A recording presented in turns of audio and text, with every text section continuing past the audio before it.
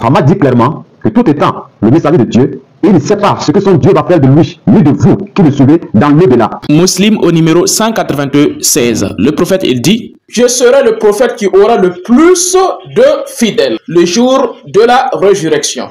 Et je serai le premier à taper à la porte du paradis. Mohammed dit clairement que tout étant le messager de Dieu, il ne sait pas ce que son Dieu va faire de lui, ni de vous qui le suivez dans l'au-delà. Le Musannaf de Abi Shayba, au volume 6 à la page 320, le prophète il dit: Wa ana awwalu man yaqra'u babul jannah. Je serai la première personne à fouler dans le sol du paradis. Mohammed dit clairement que tout étant le messager de Dieu, il ne sait pas ce que son Dieu va faire de lui, ni de vous qui le suivez dans l'au-delà. Lorsque vous compulsez le Mishkatul Masabih au volume 3 à la page 1600, il est encore scripté clairement que le prophète sera la première personne à entrer dans le paradis.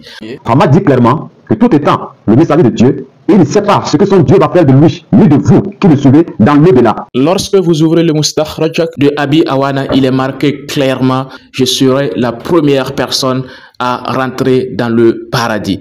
Mohammed dit clairement que tout étant le messager de Dieu, il ne sait pas ce que son Dieu va faire de lui, ni de vous qui le suivez dans l'au-delà. Lorsque vous prenez le Kanzul Umal, au numéro 31862-17, le prophète dit clairement: je serai la première personne à entrer dans le paradis.